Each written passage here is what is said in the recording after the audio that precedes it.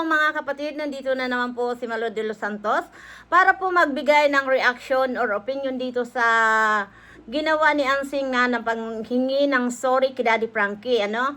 At ito nga, napasugod nga dito sa bahay ni Daddy Frankie dahil nga sa hindi na pinapansin ni Daddy Frankie. Alam niyo po mga kapatid, kapag ang isang mabait na tao, pag nagalit ay malupit, ano?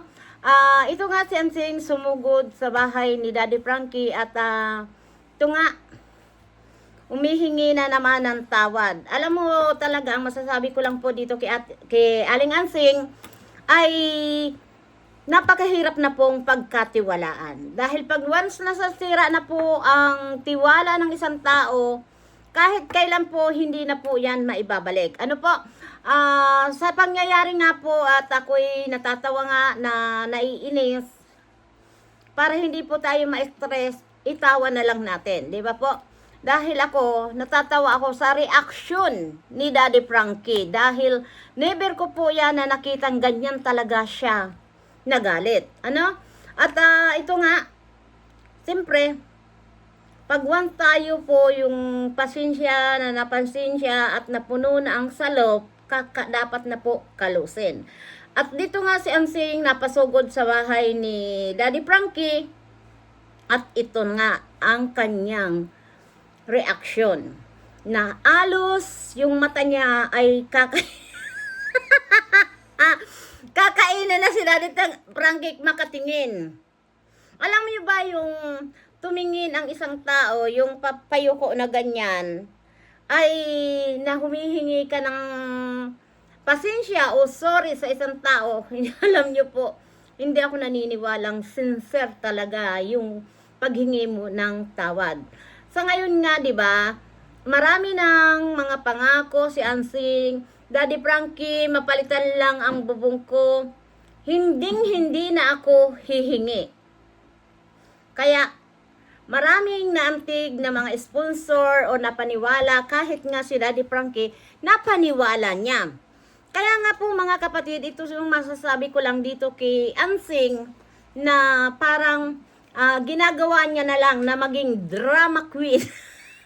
Di ba po mga kapatid, ganun po talaga ang tingin ko sa kanya. Ano? Minsan talaga, pag paulit-ulit ng ginagawa ng isang tao, maniniwala ka pa po ba? 'Di ba? Kaya sinabi nga, tinanong nga niya, sure ka talaga, Nanay Ansing, sa mga sinasabi mo na sana makipagtulungan ka na lang.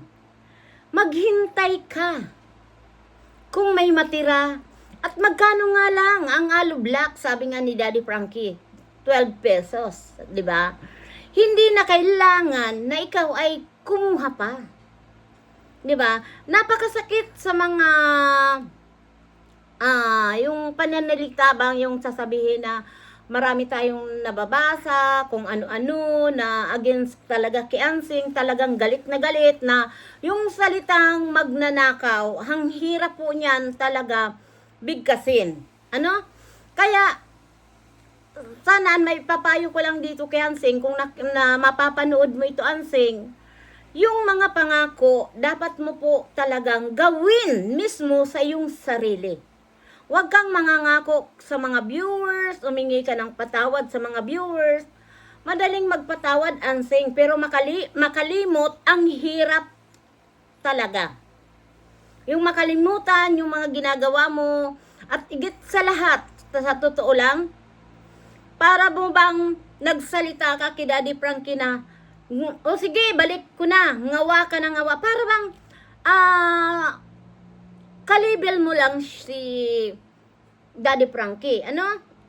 Dapat nandoon pa rin yung respeto mo. Kahit nakikipaglukuhan sa'yo o nakikipagbiroan si Daddy Frankie, dapat mayroon ka pa rin ng pagitan para yung respeto. Pero yung napanood namin yung lahat na sinasabi mo kay Daddy Frankie, ang hirap talagang unawain. Kahit sino magagalit sa'yo.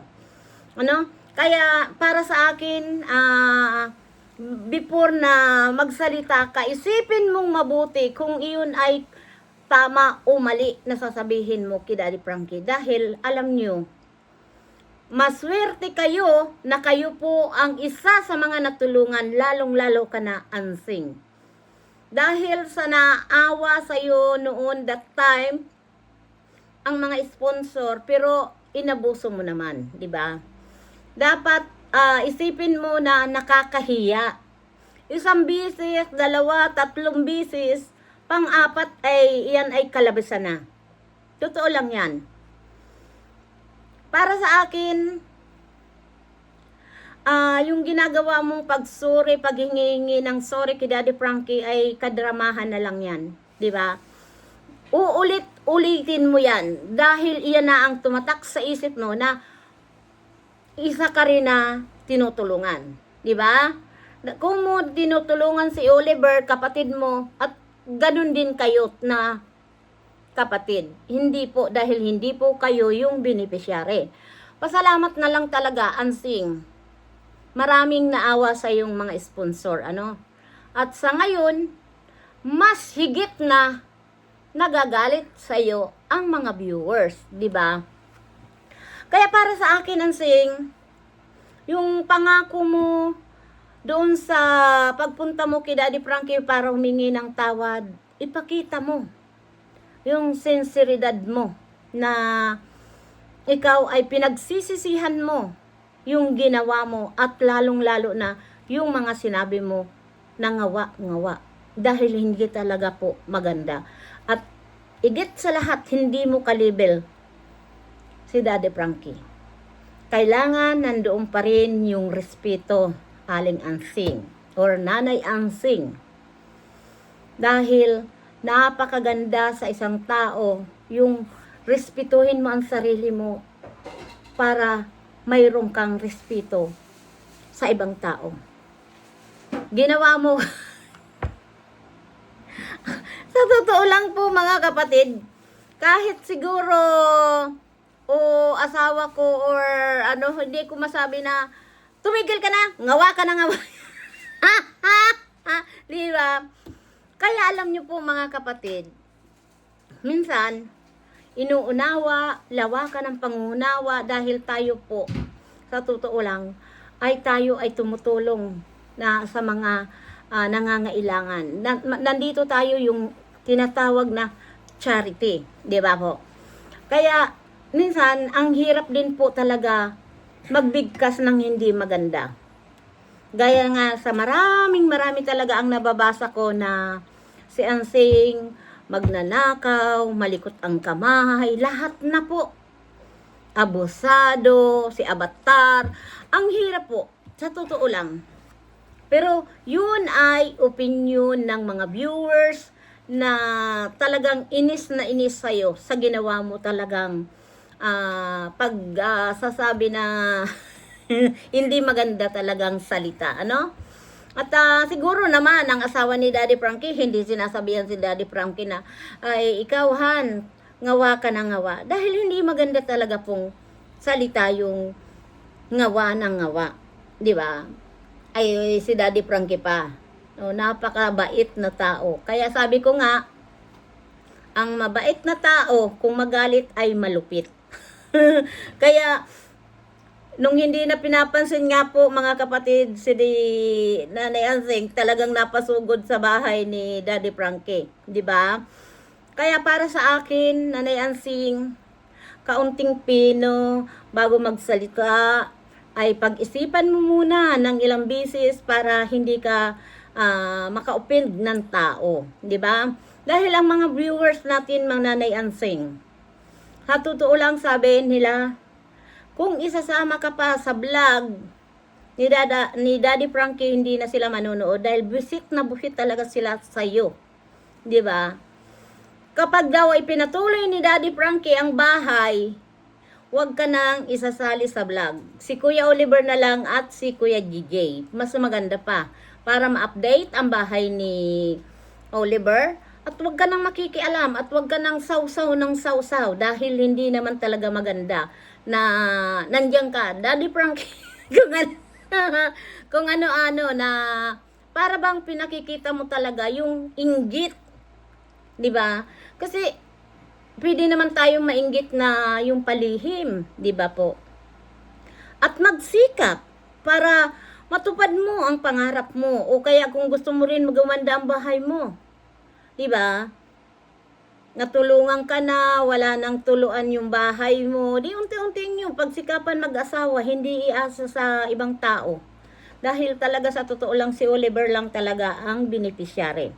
Ano mga kapatid, hanggang dito na lang at suportahan natin si Daddy Frankie at ang kanyang team. At higit sa lahat si Aling Rochelle Vlogs, di ba? At sana ay itong mga nangyayari mapulutan natin ng aral na hindi sa lahat ng oras ay pwede natin pagsabihan ng yung mauunawaan tayo, mapapagpasensyahan tayo. Hindi po ba? Kaya mga kapatid, please, kung hindi pa kayo nakasubscribe kay Malu de los Santos, please subscribe po at lahat po na kikitain natin dito, at sabi ko nga ay tayo po ay magbibigay ng biyaya po sa mga taong kinakailangan po. 'Di ba? Nangangailangan, tutulong tayo kay Daddy Frankie, suportahan natin.